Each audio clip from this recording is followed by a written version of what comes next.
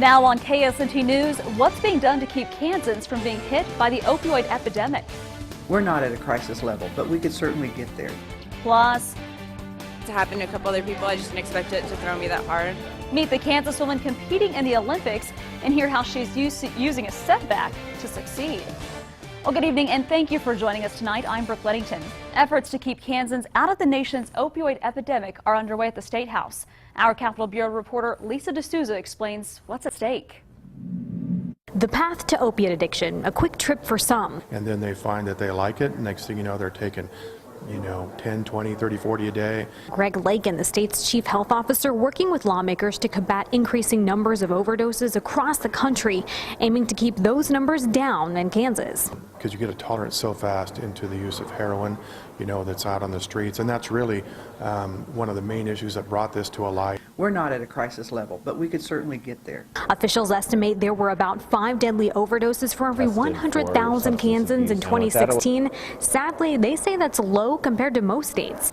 Meantime, funding for Kansas opioid prescription drug registry, K-Trax, set to run out in 2019. K-Trax is the pharmaceutical program that we have out there to help us keep track of opioids, who's prescribing them, who's getting it, so that we don't have individuals prescription hopping around to different doctors trying to get these scripts to add to their addictions. Republican Representative Brenda Land were one of several lawmakers looking at where they'll pull $600,000 from to keep K-Trax running each year, a problem they're trying to get in front of before it progresses. People now starting to visit folks on hospice because they can get access to opioids. So there's a lot for us to do out there. We just have to be very careful how we do it. K-Trax costs about $900,000 to run each year. It's funded largely by state fees and a $600,000 grant. That grant set to run out in June of next year. At the Capitol, I'm Lisa D'Souza. Meanwhile, a Kansas congressional candidate for the 2nd District is explaining why he is continuing to move forward with giving away an AR-15 rifle. Tyler Tannehill, that you see here, says he started the giveaway to promote himself ahead of this weekend's Republican convention in Wichita. Investigators say the shooter used an AR-15 rifle to kill 17 people in Florida this week at that high school. Now Tannehill is getting backlash online. We had that discussion on if we keep it up or take it down, and as a campaign we decided to keep it up to move forward with the discussion. There's been a lot of backlash on it, but we've also got a lot of support.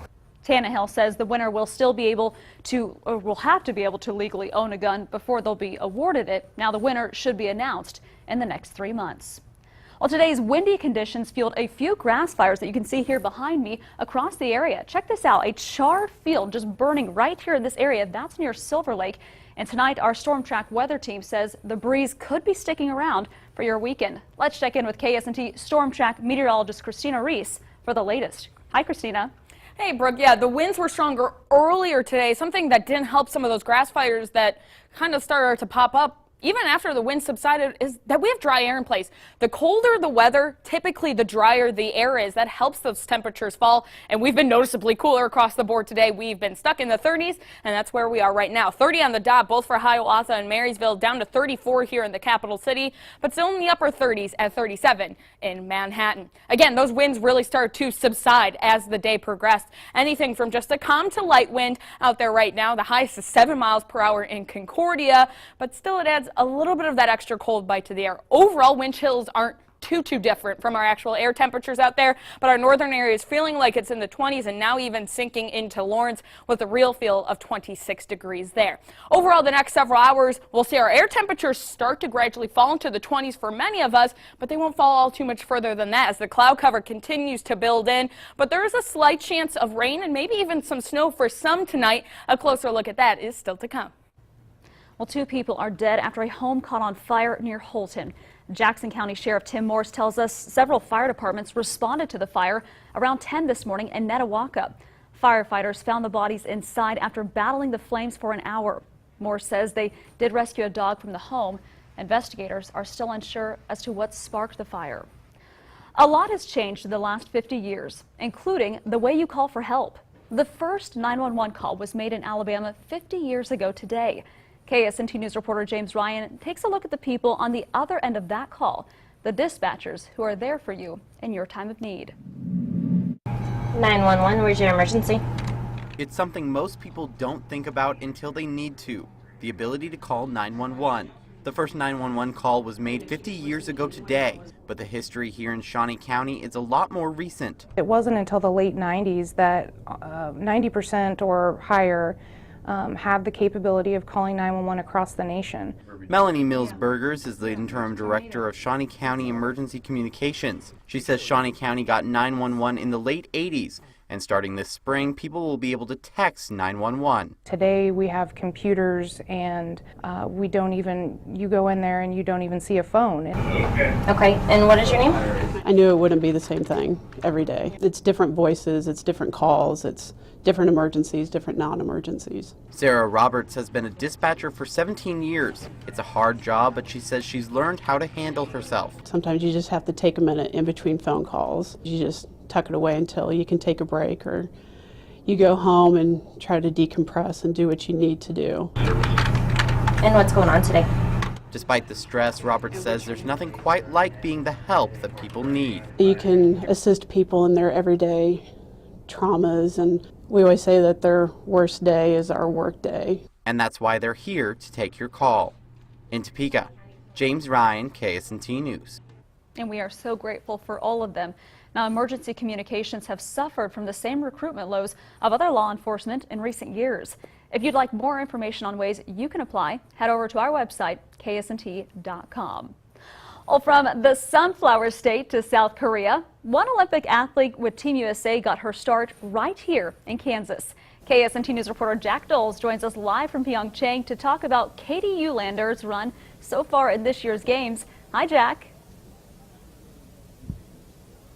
Yeah, Brooke, something was in the air on Thursday. The U.S. got shut out on the medal podium, and whatever it was that was impacting the athletes seemed to get the best of Katie Eulander. Take a look at video from the skeleton competition, women's skeleton. They had the first two runs, and Katie did not have one of her better days. She was 8th after her first run and then fell to 12th thanks to a hiccup at the start in her second. Her medal hopes are fading, and she was very disappointed in what happened in her first day of Olympic competition.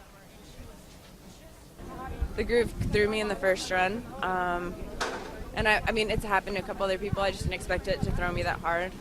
I had to drag my foot into one. And then the second heat, I hesitated on my start a little bit. It was 500 slower, and I think my start cost me.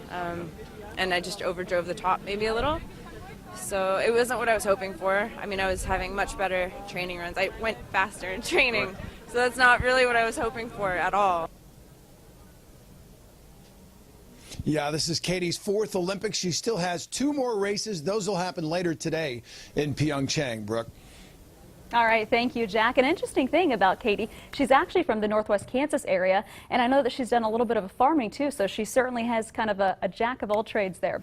And we'll check back in with Jack later on tonight, but be sure to stick around after the newscast for the Olympic Zone. We'll be here every Monday through Saturday, bringing you the best stories about athletes throughout the rest of the month. Well, scanning for sickness. New technology finds which areas near you are infested with the flu. We'll tell you the science behind it all, still ahead. And later in sports, we'll jump into the pool and show you one local team's impressive first day at the state tournament. Plus, one of the Royals' top pitchers from last season is heading to New York. I will have those stories and more coming up in about 15 minutes. Plus, it was noticeably cooler across the region today. Temperatures still hanging out in the 30s, but milder air is on its way as well as stronger winds. A closer breakdown of your weekend forecast is coming up next.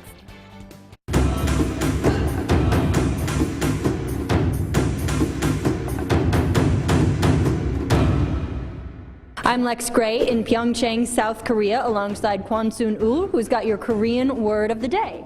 동결. And that means? Freezing. And we are doing a lot of freezing here in Pyeongchang. That's your Korean word of the day.